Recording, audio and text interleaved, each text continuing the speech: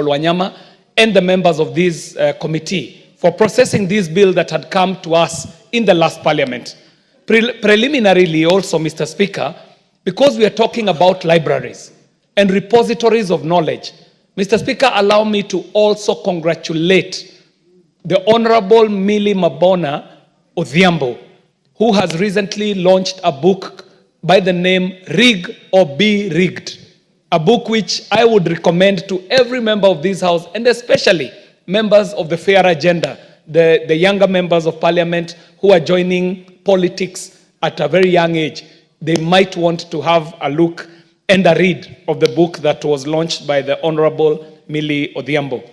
Mr. Speaker, we are here talking about a bill that is seeking to establish the Kenya National Library Service so that we are able to provide for the management of the Kenya National Library Services and for other connected purposes. And Mr. Speaker, we are speaking at a time when we understand that library services were devolved to the counties. But Mr. Speaker, with this devolution, a tragedy was occasioned upon this country. When the libraries were devolved to the counties, they were actually devolved to the counties to go and die.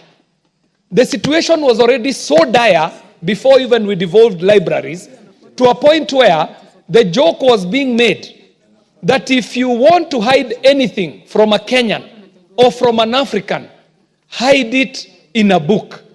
Because it was known that Kenyans do not read, Africans do not read, and this would be a time when we would be disabusing this notion. However, counties have not stepped up to the plate to protect these repositories of knowledge known as libraries. Neither have counties worked hard enough to bring the libraries that are in this country up to speed with the technology and the times, Madam Speaker. Madam Speaker, this bill is spelling out the purpose of this piece of legislation if it becomes law. And it is saying that the purpose of this bill is to preserve national documentary heritage and to be able to distinguish between the functions of the Kenya National Library Services from other public libraries. Madam Speaker, the issue of the preservation of national documentary heritage is critical for this country, and especially at a time like this. Madam Speaker, when myself and yourself were in the university, I used to be part of a troupe called the Kenyatta University Traveling Theatre. And it ended up giving birth to a show known as Ridiculous, which ended up being one of the most watched shows in Kenya's history. And at that time, it was billed as the most watched show at that time in East and Central Africa. And what I learned then, Madam Speaker, is that with every production that we made, there were people who were seeking out the content for preservation.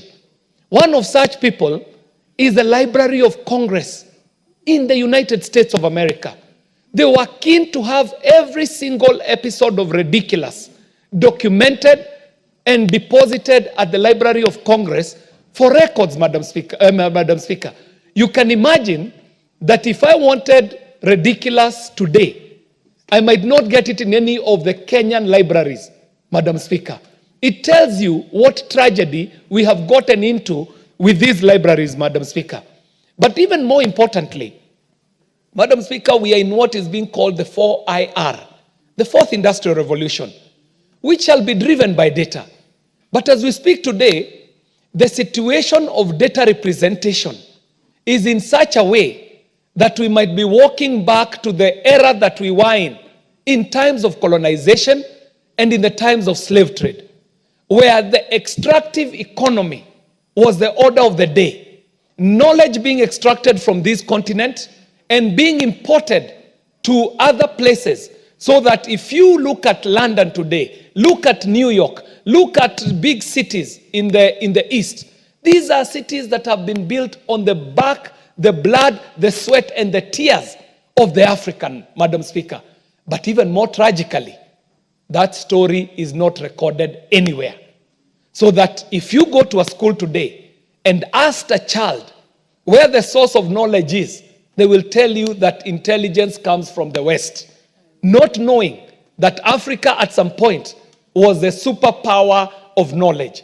And in fact, Madam Speaker, it was just the other day that we were here in this floor having a conversation with the Honorable CNN and talking about the great libraries of Africa, the great libraries that were in Mali, that were in Cairo, that were in this land that we call Abyssinia or Kush kingdoms, that were in the area that we live in today, the great libraries of South Africa. Madam Speaker, generations that will come after us might never know that the idea of the library was actually birthed in Africa, that technology was birthed in Africa, because that big gap exists. So, Madam Speaker, what this committee has done is a great service, not only to our country, not only to the Kenya National Library Services, but also to this continent, for that one purpose of the preservation of national documentary heritage. Madam Speaker, we are moving to a world where globalization shall be the order of the day. Globalization might end up having all of us speaking one tongue, one language. What happens to Dr. Oundo's language or vernacular language? What happens to mine? What happens to yours, Madam Speaker? Today, the Mutharaka, who is represented by the Honorable Gigi Morogara here, should be bidding for a pole position in the new world, together with the French, together with the Spanish, together with the English. But how will the Tharaka be bidding for that pole position if their traditional oral cultural heritage is not recorded? So, Madam Speaker, I'm very concerned about the functions that have been listed here, and more especially because of a function listed here in clause 5B, where they say that the functions of the Kenya National Library Service shall be to acquire, preserve, and maintain a collection of library resources, including books produced within Kenya, and such other material and sources of knowledge necessary for a comprehensive national bibliography. Madam Speaker, to be able to do this, these libraries will need to be equipped, because the people of the Raka never used to write. Their knowledge is not recorded in numeracy, it is not recorded in literacy. So there must be a method of collecting the traditional oral stories that my grandmother used to tell. Moturio turaga. Where will we find this when we have a generation, and I put that in quotes. Moturio turaga means the craftsman who is so well versed in their craft, and a story that is narrated so well by my grandmother that it even has some music in it. So we need these libraries to be able to capture the soulful notation of the music that was traditionally sung by our people, record it, and preserve it for the national bibliography that is listed here in this library. Madam Speaker, the other point I would like to raise is about duplication of duties. Madam Speaker, as we speak, in the Ministry of Information, Communication and Technology, there is an entity called the Kenya Yearbook. And the Kenya Yearbook is preparing bibliographies every other day. So there might be a synergy between the Kenya National Library Services and other entities who are aiming to do the same as what the Kenya National Library is doing. And Madam Speaker, the world of the future will depend on collaborations. Not a single individual or department or agency will be able to stand on its own like an island. Each collaborative effort shall work towards attaining the aspirations of this bill. Madam Speaker, I stand to support, and when it comes to the third reading, Madam Speaker, the amendments that some of us would be willing to put into this bill so that we fortify it, because it is a good bill. Madam Speaker, I support and I thank you. Thank you very much. Thank you very much, Honorable KJ. Honorable members, I would like to confirm that the Honorable KJ, Kenyatta University, he was a great member of the Kenyatta University Traveling Theatre, and he was as eloquent as he is. And I would like to say that KJ